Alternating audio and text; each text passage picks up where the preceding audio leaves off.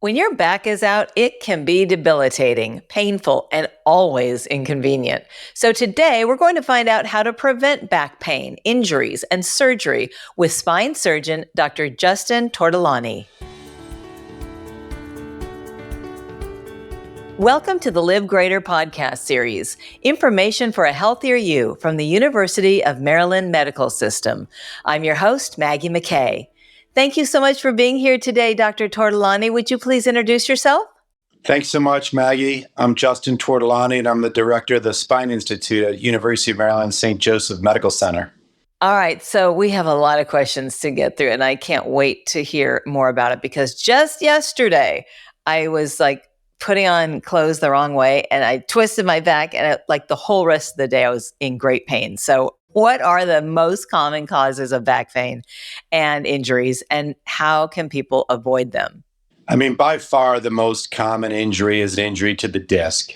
These are very common injuries, especially with lifting or moving awkwardly. And then there's obviously muscular strains that happen to the weekend warriors or the people that are shoveling or raking, as is the case now in this time of year. So I would say muscular injuries and disc injuries by far the most common. And then as far as prevention goes, I think that we talk so much about treatment these days. We don't focus enough on the prevention. Obviously, prevention would put me out of work, but prevention is really, really key. I think one of the most important things is watching your weight.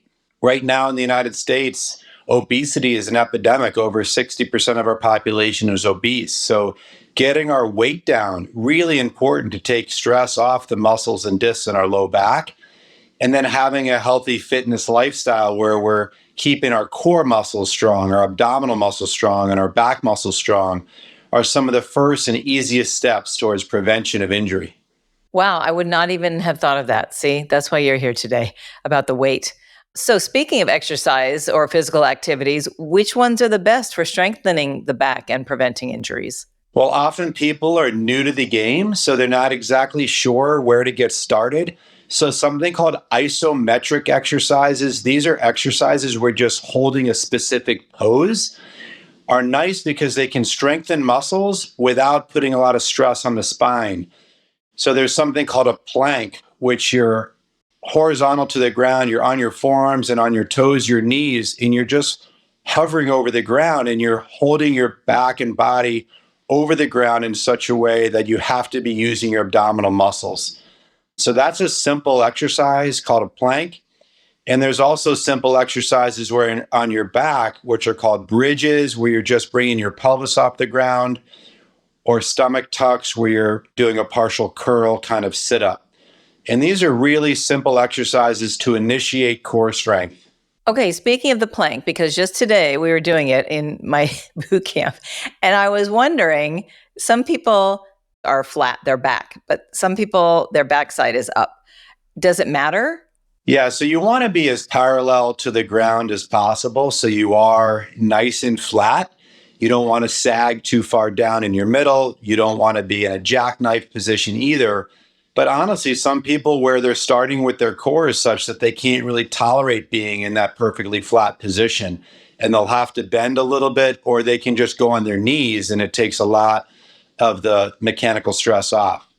Okay, good to know. How important is posture in preventing back pain, and what tips can you offer for maintaining good posture? Posture, especially with our population that sits for their work, which is a large percentage of folks, is critical. During the pandemic, when people basically went indoors and converted to sitting for their job, we saw a lot of back injuries and issues just centered from the fact that they weren't sitting with appropriate posture. They're using a laptop, they're on a couch, they don't have a desk chair, they don't even have a regular desk. And so people get into a slouch posture where their head is forward and they're craning to look at their screen. Well, the antidote for that is to simply use a lumbar corset or lumbar pillow. You can put it in your chair. That gets your shoulders back, it gets your chin back. And the other critical piece is having your monitor at eye level so you're not craning down or looking up. So those simple ergonomics, have a lumbar pillow if you don't have a lumbar support in your desk chair, and then get your monitor at the midpoint of your eyes when you're sitting with sort of a natural posture. That's good to know because you know how they have those, they're like this, and you put your computer on top of it. I always wonder, like, if you're looking up, is that okay? If you have good posture?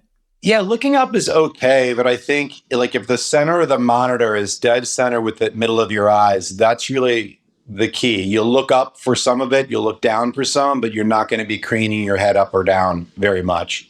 Okay. So you mentioned diet, exercise, ergonomics. Are there any other lifestyle changes that we can adopt to reduce the risk of developing back problems? So it turns out that just global conditioning, like cardio conditioning, is important for increasing blood flow to your low back muscles and probably your lumbar spine and discs as well. So some form of cardiovascular fitness is really important. There have actually been some studies linking high blood pressure to back pain, likely related to poor blood flow to these key muscles in our body.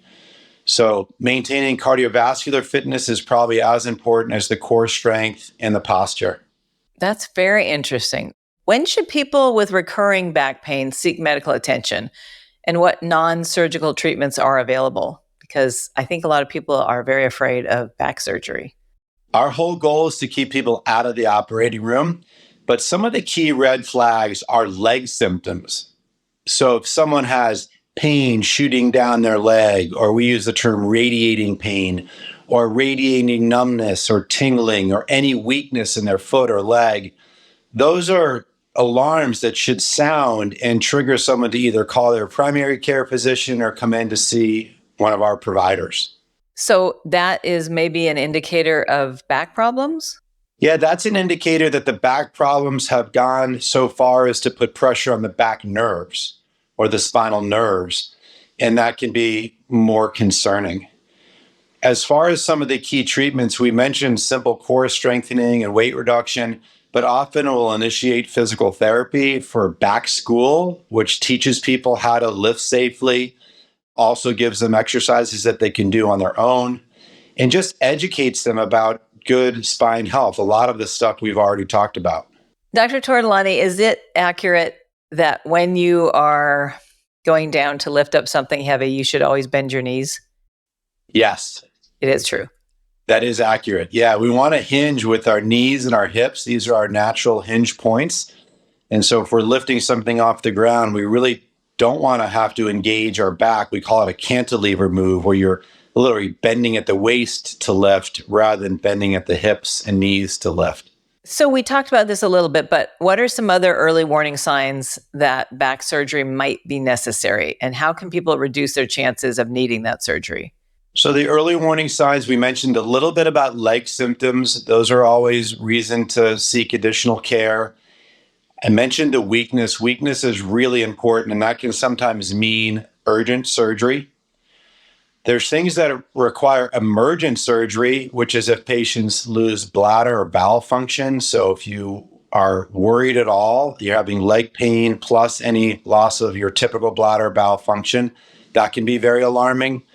And then the final thing I have people watch out for is night pain that wakes you from sleep at night. So it's one thing if you're uncomfortable and you're having a hard time getting to sleep. It's different if you are already asleep and back pain causes you to wake up from sleep. That can be a sign of something concerning, like a spinal infection. Oh, wow. Are there any takeaways in closing that you'd like to add?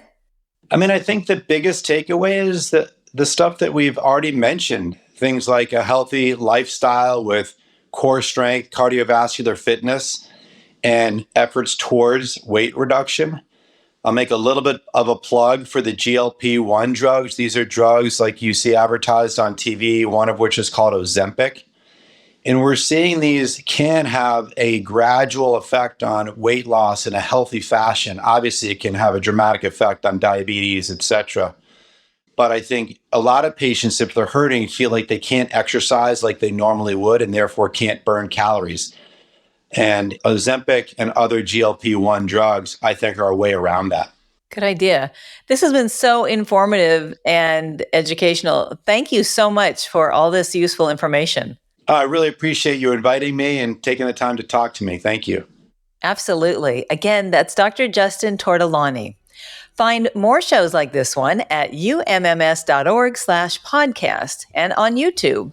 I'm Maggie McKay. Thanks for listening to Live Greater, a health and wellness podcast brought to you by the University of Maryland Medical System. We look forward to you joining us again, and please share this on your social media.